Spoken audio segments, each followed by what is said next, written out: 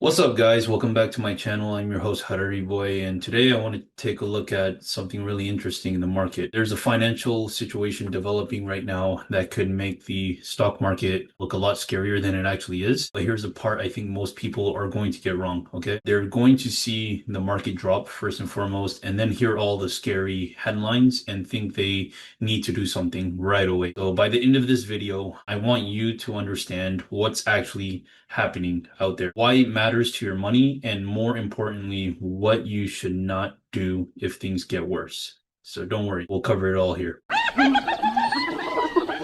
Alright guys, as some of you may know, I'm a huge Dragon Ball fan. I've been searching all over Netflix to watch Dragon Ball episodes, but unfortunately Netflix here just doesn't have them. But which version of Netflix does? Netflix Japan. Some of you might be wondering, how on earth am I accessing Netflix Japan, right? Well, that's where NordVPN comes in. NordVPN is one of the top VPN services out there. It allows you to mask your location and browse securely, which is perfect for protecting your privacy. Plus, NordVPN can basically change your location to anywhere in the world with just a few clicks. So it's just as easy as that. That's how I'm able to access Netflix Japan and binge all of the Dragon Ball episodes that I can fathom. It's not just about watching international shows, however. NordVPN adds an extra layer of security basically as you're browsing, so your personal information stays safe and your online activity remains private. If you want to unlock more content and protect your privacy online, head over to nordvpn.com/Harariboy to get over 70% off a 2-year subscription plus 3 months free. And if you don't like it, you can cancel within 30 days and get a money back guarantee. It is worth the peace of mind and extra content you'll have access to. All right, so let's get started here. So essentially, I want you guys to start with the bigger picture, okay? There are things happening in the global financial system that most normal people don't pay attention to, right? I'm guilty of it too. Currencies, interest rates, government debt,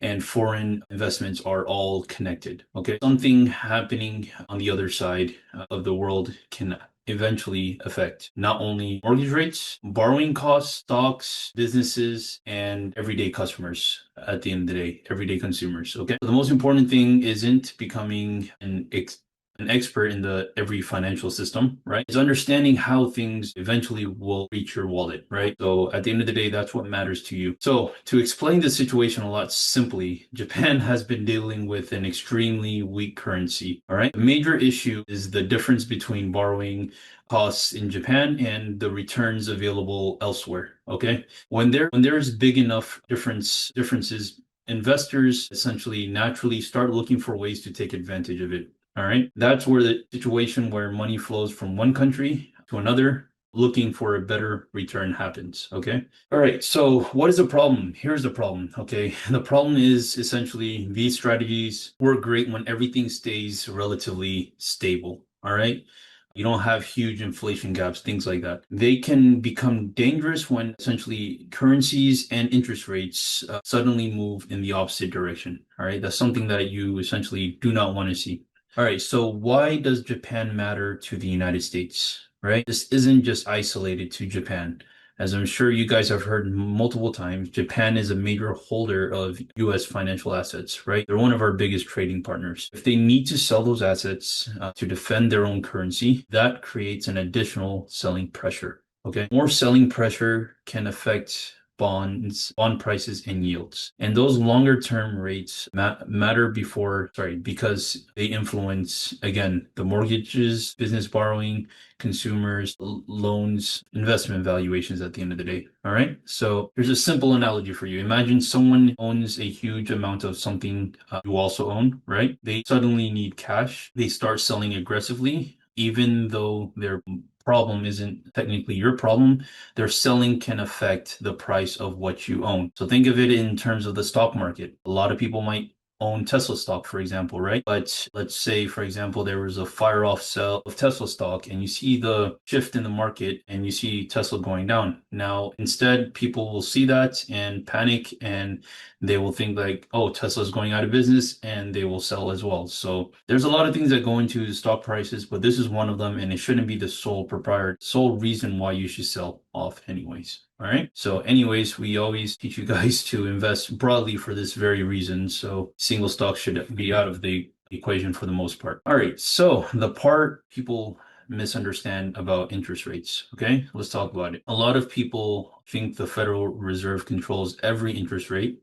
That's not how it works. All right. Short-term rates and longer-term borrowing costs can have different impacts. Long-term rates are heavily influenced by what investors are willing to pay, bonds, and how much demand exists. So even if policymakers say one thing, the market can still react differently at the end of the day. So this is why you can't just look at one interest rates announcement and assume what's going to happen to mortgages, stocks, and the economy at the end of the day. Okay. All right. So let's get into the nitty-gritty stuff here. Here's where I would essentially shift my mindset. All of that sounds complicated at the end of the day, but here's the real question that actually matters. What does it mean for the average person? And if you're sitting with a 401k, IRA, brokerage account, house, car loan, or savings account, should you be freaking out at the end of the day?